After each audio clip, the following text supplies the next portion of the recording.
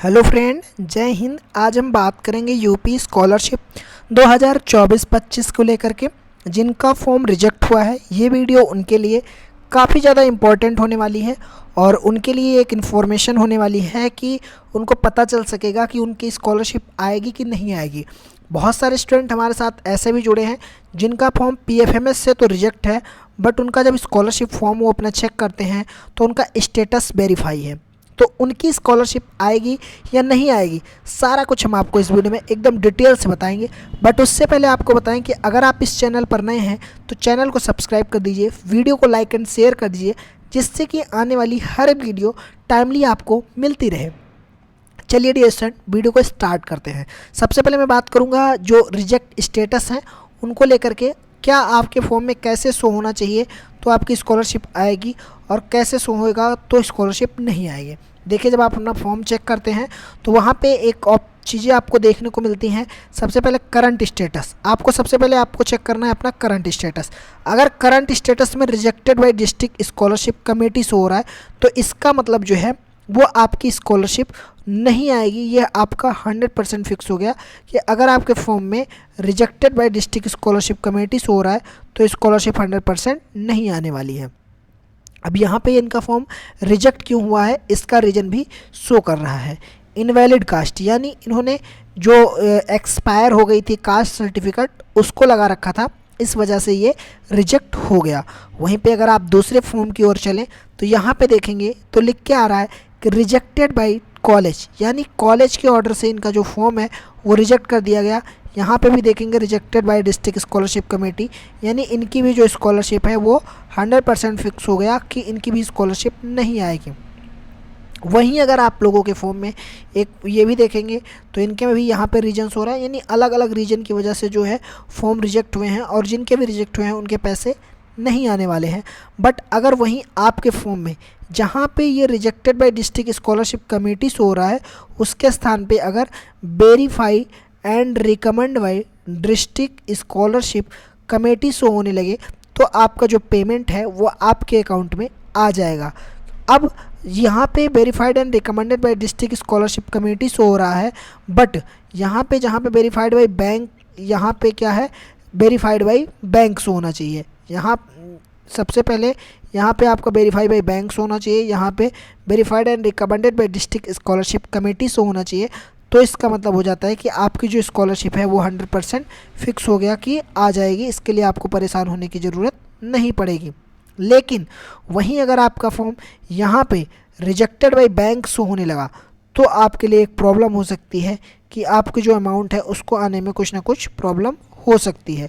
लेकिन अगर rejected show हो रहा है तो आपको अपना पीएफएमएस, सबसे पहले आप अपना पीएफएमएस चेक करते हैं। जब बहुत सारे स्टूडेंट ऐसे हैं जो पीएफएमएस पे अपना स्टेटस चेक करते हैं, वहाँ पे रिजेक्ट शो है, लेकिन यहाँ स्टेटस जब चेक करते हैं तो वहाँ पे वेरीफाई शो होता है। तो इसके लिए क्या करना है और क्या सही है, पीएफएमएस पे रिजेक्ट शो हो रहा है तो वो सही है, या फिर बैंक में यहाँ पे status verified by bank show हो रहा है वो सही है। तो इसको तो हम चेक करके आपको बताएंगे ही, बट आपको अपना एनपीसीआई चेक करते रहना है अगर आपका फॉर्म बैंक से भी यहाँ पे भी रिजेक्ट शो हो रहा है तो। चलिए मैं बताता हूँ कि आपको पीएफएमएस पे रिजेक्ट शो होता है तो इसका मतलब क्या है, स्कॉलरशिप आएगी कि नहीं आएगी। बट उसके लिए आपको चेक करना भी आना चाहिए कि कैसे आप चेक करेंगे कि आपका फॉर्म जो है वो पीएफएमएस पे रिजेक्ट है या वेरीफाई है। तो इसके लिए आपको अपने क्रोम ब्राउज़र पे जाना है, वहाँ पे सर्च करना है pfms.nic.in।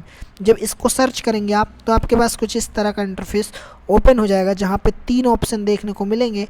एक होगा नो योर पेमेंट, दूसरा होगा डीबीटी स्टेटस ट्रैकर, और तीसरा नंबर पे जो आता है वो आता है जीएसटी एंड ट्रैकर। तो आपको डीबीटी स्टेटस ट्रैकर वाले पे क्लिक करना है। जब आप इन पे क्लिक करेंगे तो आपके पास कुछ इस तरह का पेज ओपन हो जाएगा, जहाँ पे लिख के आएगा DBT status of beneficiary and payment details. उसके बाद में यहाँ पे देखेंगे तो कैटेगरी का एक ऑप्शन होगा, दूसरा डीबीटी स्टेटस का होगा, तीसरा एप्लीकेशन आईडी का होगा, चौथा यहाँ पे आपके कैप्चा कोड का होगा। तो जो आपकी कैटेगरी होगी, कैटेगरी में आपको सेलेक्ट क्या करना है। जितने स्टूडेंट ऐसे हैं जो स्कॉलरशिप फॉर्म के लिए चेक कर रहे हैं तो उनको कैटेगरी में any other external system check करना है, सेलेक्ट करना है और यहाँ पे पेमेंट पे टिक करना है और यहाँ पे आपको अपने स्कॉलरशिप फॉर्म का रजिस्ट्रेशन नंबर और यहाँ पे कैप्चा कोड उसके बाद सर्च कर देना है। जब इसको आप सर्च करेंगे, सर्च करने के बाद में कुछ इस तरह से आपको देखने को मिलेगा। सबसे पहले यहाँ पे देखेंगे तो एक है शिवेंद्र प्रताप सिंह और उसके बाद में यहाँ पे इनका जो स्टेटस दिखा रहा है वैलिडेशन स्टेटस वो रिजेक्ट दिखा रहा है। कब? 7 मार्च को रिजेक्ट हो गया है। वहीं पे अमाउंट कितना इनका यहाँ पे अमाउंट शो हो रहा है, लेकिन इसको आप थोड़ा सा स्क्रॉल करेंगे तो सेम वही लड़का है शिवेंद्र प्रताप सिंह।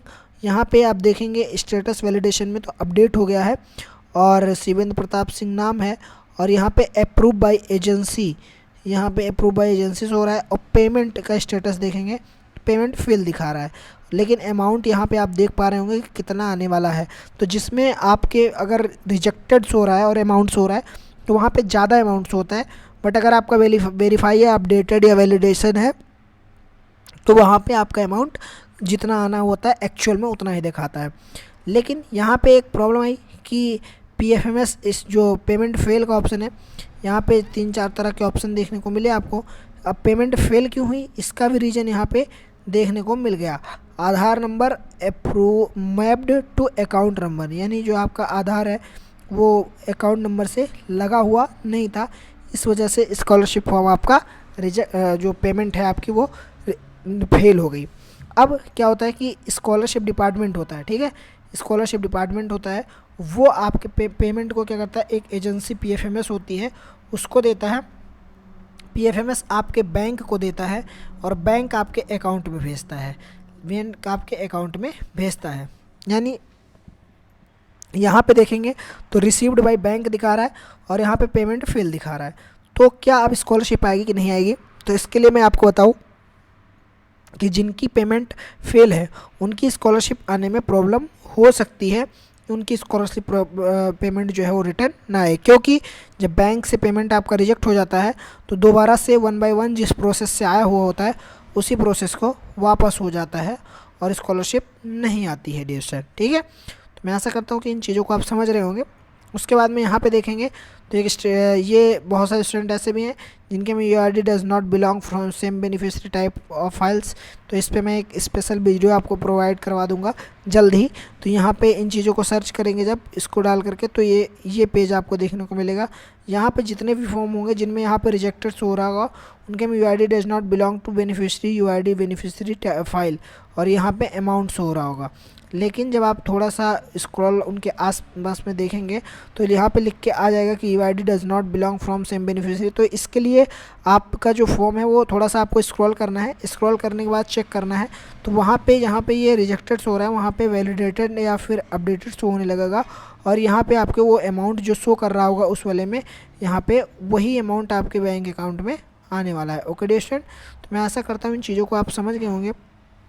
अगर समझ गए हैं तो वीडियो को लाइक करें, शेयर करें, जिससे क्या होगी बहुत सारे स्टूडेंट को मिल सके। जैसे यहाँ पे देखेंगे वैलिडेशन स्टेटस जो है इनका पेमेंट सक्सेसफुल, यानी इनका पेमेंट जो है वो इनके अकाउंट में भेज दिया गया है, तो जल्द ही इनके बैंक अकाउंट में आ जाएगा। ओके डियर स्टूडेंट, तो मैं आशा करता हूँ इन चीज़ों को आप समझे होंगे। अगर समझ गए हैं तो वीडियो को लाइक करें, शेयर करें। Thank you for watching this video में बने रहने के लिए धन्यवाद। ये वीडियो आप सभी के लिए हेल्पफुल रही होगी।